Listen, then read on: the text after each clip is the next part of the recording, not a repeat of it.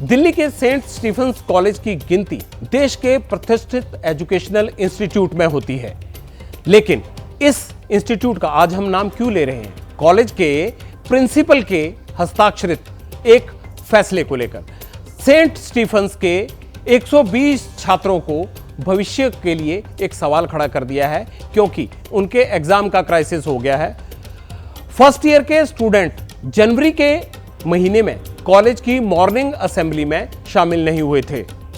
3 दिन पहले 17 फरवरी को सेंट स्टीफेंस में फर्स्ट ईयर के 120 छात्रों को प्रिंसिपल ऑफिस से एक ईमेल आया, जिसमें स्टूडेंट्स को दूसरे सेमेस्टर की परीक्षा में बैठने से रोक दिया गया और उन्हें कॉलेज से निकलने की चेतावनी भी दे दी गई। क्यों दी गई कॉलेज से निकालने की चेतावनी?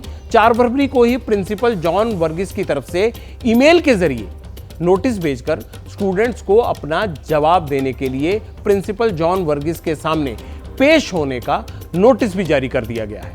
लेकिन जब स्टूडेंट ने ऐसा किया नहीं, तो 17 फरवरी को प्रिंसिपल ऑफिस के एक और नोटिस जारी हो गया, जिसमें लिखा था कि अगर आपके ध्यान में यह लाना बहुत जरूरी हो गया कि सुबह की सभा में कम उपस्थिति के संबंध में आपको प्रिंसिपल से मिलने का पूर्व अनुरोध किया गया था।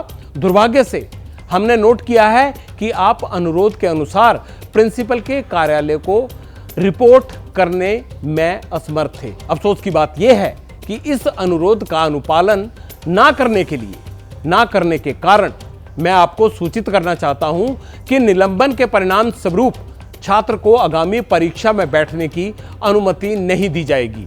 कृपया यथाशीघ्र प्रधानाचार्य से मिलने की सुनिश्चित करें।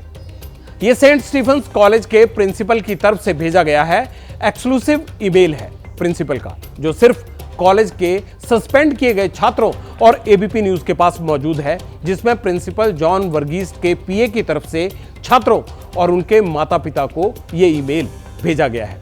एबीपी न्यूज संवाददाता अजातिका सिंह इस विवाद की पड़ताल करने दिल्ली यूनिवर्सिटी के सेंट स्टीफेंस कॉलेज पहुंची, जहां फर्स्ट ईयर के वो छात्र भी मिले जिन्हें मॉर्निंग असेंबली में गैर हाजिर रहने पर सेंट स्टीफेंस कॉलेज के प्रिंसिपल जॉन वर्गीस की तरफ से सस्पेंड करने और परीक्षा में नहीं बैठने का यह नोटिस भेजा गया है। पहले हमें जो नोटिस आया उसमें ये लिखा हुआ था कि जनवरी महीने में आपकी अटेंडेंस काफ़ी कम है, जो कि एक्सेप्टेबल नहीं है, तो आपको एक पेरेंट्स के साथ मीटिंग फिक्स करानी पड़ेगी उन्हें। क्योंकि उस समय मैं घर पे था तो ये पॉसिबल नहीं था, तो मैंने उसे एक सॉर्ट ऑफ मेल को इग्नोर ही कर दिया। उसके बाद मुझे सेकंड मेल आता है सैटरडे को 17 फेब को, जिसमें ये लिखा है कि क्योंकि आपने अपॉइंटमेंट फिक्स नहीं की, इसलिए आपको सस्पेंड किया जाता है और आपको सेकंड सेम का एग्ज़ाम देने नहीं मिलेगा। और अभी उस पर ये लिखा गया है कि आपको दोबारा अपॉइंटमेंट फिक्स करनी हो। पेरेंट्स को बुलाया गया है या फिर लोकल गार्जियन अगर आपके हैं तो वो आ सकते हैं, उसमें लिखा है। ऐसे कितने स्टूडेंट्स हैं जिनको ये नोटिस मिला है? अबाउट 120 स्टूडेंट्स हैं जिन्हें ये नोटिस मिला है। मैं सेकेंड ईयर में हूँ, तो हमारे टाइम पे ऐसा नहीं करा गया था। ये था अटेंडेंस रखी जाती है क्लास वाइज और असेंबली की, और उसके हिसाब से क्या कहते हैं फाइनल के टाइम पे आपकी अटेंडेंस अगर 66 से ज़्यादा है तो आपको अलाउ कर दिया जाता है। ये स्टीफेंस का रूल है कि आपको मॉर्निंग असेंबली अटेंड करनी है, और बट सस्पेंड करना is not a solution of that. Delhi के सेंट स्टीफेंस कॉलेज को ईसाई अल्पसंख्यक संस्थान का दर्जा हासिल है। जिन छात्र छात्राओं को सस्पेंड किया गया है, उन्होंने बताया कि कॉलेज की मॉर्निंग असेंबली में स्टूडेंट्स की अटेंडेंस के बाद ईसाई धार्मिक ग्रंथ के हिस्से पढ़ाए जाते हैं और फिर प्रिंसिपल अपने उपदेश में धर्म ग्रंथ के मतलब समझाते हैं। लेकिन असेंबली के छात्रों को गैर हाजिरी पर स्टीफेंस प्रशासन के इस कदम पर विवाद बढ़ा तो खुद दिल्ली यूनिवर्सिटी के डीन ऑफ कॉलेज सामने आ गए, जिन्होंने साफ साफ कह दिया कि सिर्फ मॉर्निंग असेंबली में गैर हाजिरी को आधार बनाकर छात्रों को सस्पेंड करना और परीक्षा में बैठने से रोकना सरासर ज्यादती है।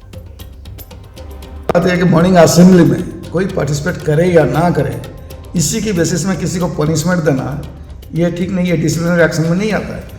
अगर कोई इलीगल एक्टिविटीज़ में कोई स्टूडेंट सर इन्वॉल्व होता है तो वह अपने डिसिप्लिनरी एक्शन ले, इसलिए तो है। लेकिन आपने किसी भी इस तरह से कार्यक्रम में अगर स्टूडेंट अगर पार्टिसिपेट करता है या नहीं करता है, it is because of his choice. ये इस तरह का एक्टिविटीज़ तो अलाउड नहीं है, और कॉलेज अथॉरिटी को भी ये थोड़ा सा केयरफुल रहना चाहिए। इस तरह से एक्टिविटी बिना अननेसेसरी ये कंट्रोवर्सी क्रिएट करने का कोई ज़रूरत नहीं है। पूरे देश के सबसे ज़्यादा प्रतिष्ठित कॉलेजों में से एक है जहां पर स्टूडेंट्स पूरी कोशिश करते हैं एडमिशन पाने की, लेकिन एडमिशन पाने के बाद आप देखिए किस तरह से जो रूल्स और रेगुलेशंस हैं वो बनाए गए हैं, जिससे स्टूडेंट्स बेहद परेशान हैं, बेहद पैनिक कर रहे हैं।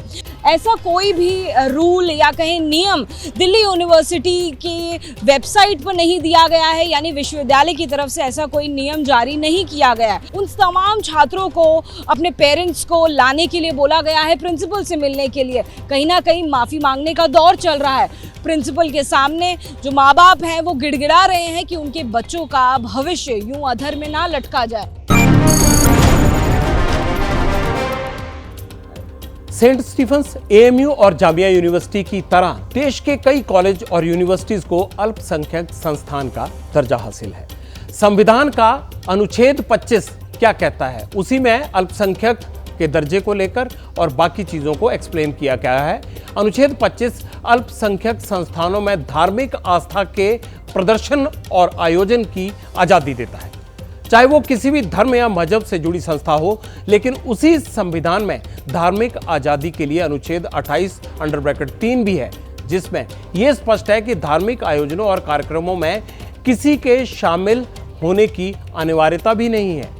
यही आजादी सेंट स्टीफंस कॉलेज के उन छात्र छात्राओं को भी हासिल है जिसकी अनदेखी करते हुए स्टीफंस कॉलेज प्रशासन ने उन्हें परीक्षा से रोकने जैसा एक तरफा फरमान सुनाया है।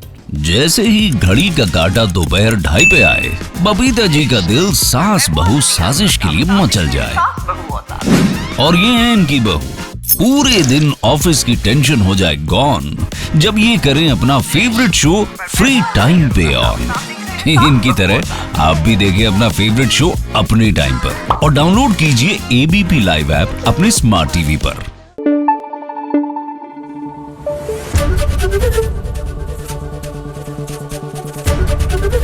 एबीपी न्यूज आपको रखे आगे।